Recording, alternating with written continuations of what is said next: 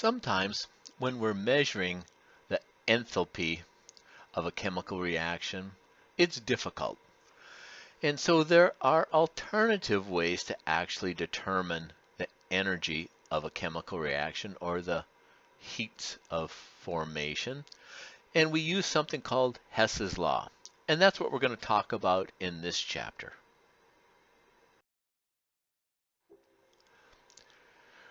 There are generally two different ways to determine the amount of heat evolved in a chemical reaction. In other words, delta H, or the enthalpy of a chemical reaction. One is to measure that chemical reaction enthalpy experimentally. However, some reactions are difficult, if not impossible, to investigate experimentally for a variety of reasons. So the other methodology for calculating the enthalpy of reaction is to calculate it from other experimental results that we can determine. In other words, can we take baby steps?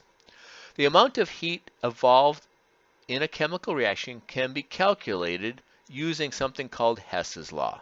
This is often the case. Hess's Law states that if a process can be written as the sum of several stepwise processes, another baby steps from reactants to products, the enthalpy change of the total process equals the sum of the enthalpy changes of those various baby steps. For example, if I have a reactant A and my final product B, and I can measure the energy or the enthalpy of that reaction, the enthalpy of reaction going from A to B is just delta H1. But let's say I can't run that chemical reaction or measure that enthalpy. If I take A and I convert it to C first and then convert C to B, the enthalpy of going from A to B is just the sum of A to C, which is delta H2, and C to B, delta H3, which is written here in this equation. So I calculate the amount of energy evolved in going from A to B by adding up the energies for these intermediate processes. And it even works further down. If I can go from A to D to E to B, and I can measure the energy from A to D, delta H4, and D to E, delta H5, and E to B, delta H6, the energy going from A to B is just the additive sum of all those intermediate processes. That is Hess's rule.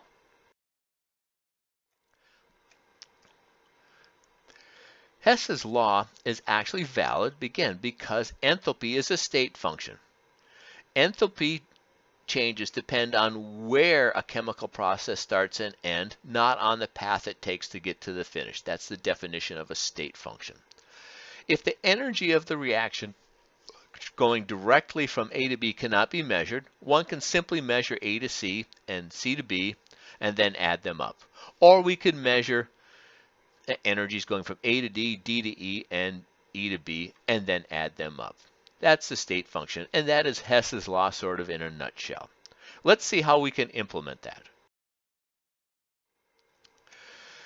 So I have a reaction process. I have elemental carbon in the solid form reacting with oxygen to form CO2. Somebody has actually measured that enthalpy at minus 394. But let's say I wanted to measure it a different way. I could measure it in a stepwise process. I can go from elemental carbon plus oxygen to form CO, carbon monoxide. And then in a second reaction, I go from my intermediate carbon monoxide plus oxygen to give me CO2. And I can go into the laboratory and I can measure the enthalpy of reaction for both of those. I measure them, I get minus 111 kilojoules for the first one, minus 283 for the second one. I add those all up and I get minus 394, and so here is my total reaction here. I sort of eliminate my spectator ions or combine them all. I get elemental sulfur, carbon, plus oxygen gives me CO2. It's actually shown experimentally that this process does work. Let's look at that from an energy diagram. So I'm looking here on the y-axis of this energy diagram, and that is delta H. So if I want to go from carbon plus oxygen to form CO2 directly, that takes me 393.5 kilojoules of energy is released.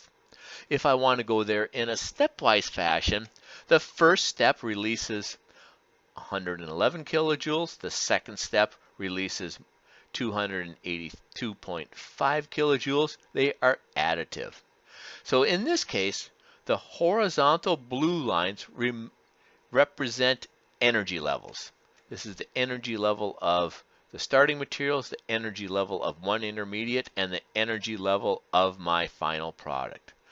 In an exothermic process, the products are always lower in enthalpy than the reactants. In other words, they've given up some heat. They've given up some energy as released. That's why all these numbers are negative. It's an exothermic reaction. We can use Hess's law to actually determine the enthalpy of a large number of chemical reactions by going to some tables to look up the enthalpies of formation for different materials. We have an equation that states that the standard enthalpy change for the overall chemical reaction is equal to the sum of the standard enthalpies of formation for all the products minus the sum of all the standard enthalpies of formation for all the reactants. That gives me the total enthalpy change for the whole reaction. N in this case represents the stoichiometric coefficients for the standard chemical reaction equation. Here are some heats of formation for a few select elements. And I can see here I have oxygen. Notice that the heat of formation for oxygen in its pure state is literally 0. If I look at oxygen that's this single atomic oxygen the gases form, it's actually very high. And O3, they all have their own values. Carbon in its elemental state has a value of 2. Carbon in other states has different values. Hydrogen in its elemental state has a value of 0, and hydrogen, when it's combined with other elements, has different enthalpies of formation. The same thing's true with nitrogen. This is just a small number of the different molecules. I can also have sulfur-containing compounds. I can have cobalt-containing compounds. The list keeps on going on. Let's see how we can use these values to actually determine the enthalpy of formation for a chemical reaction. Let's look at an example.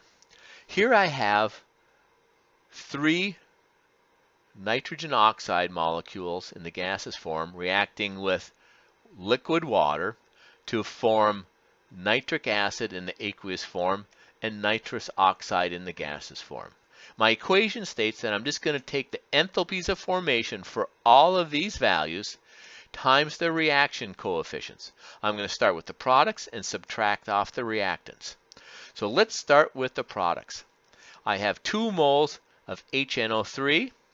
I go to the table and I look up its value of minus 207.4 kilojoules per mole.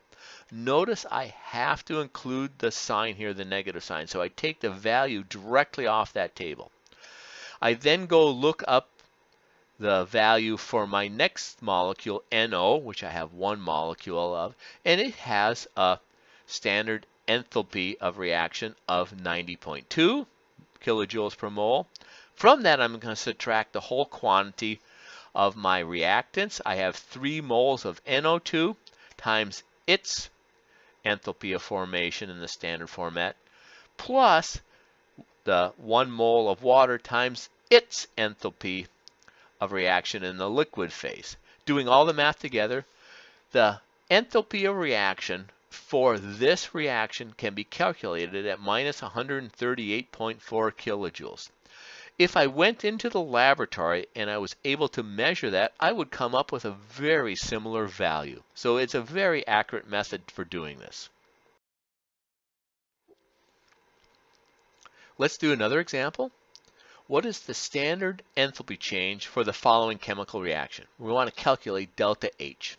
So I have 6 moles of CO2 in the gas phase reacting with 6 moles of water in the liquid phase to give me 1 mole of C6H12O6, which is just glucose, plus 6, and it also gives me 6 moles of oxygen in the gas phase. So this is actually photosynthesis.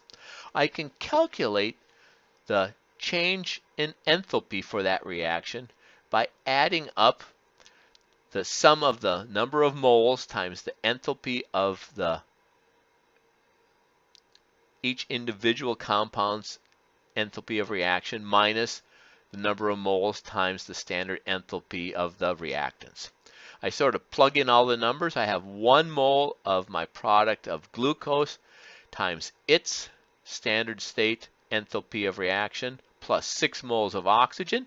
These are in the standard state again, and it has 0 kilojoules. I looked that up in the table, but I also would know that, okay? Because that's literally how oxygen in its standard state is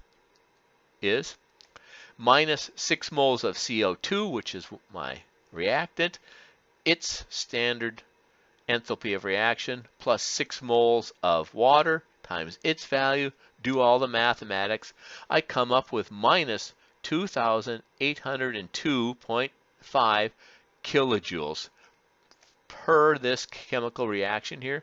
Notice this is a negative number, so I need to put energy into the system, okay, in order for this chemical reaction to occur. So it's an endothermic reaction. And that's the end of the material in this lecture. We're now going to start next on Chapter 6, where we're going to look at the electronic structure and the periodic properties of elements. In other words, we're going to look at electrons now and how they react in forming bonds and breaking bonds and things like that.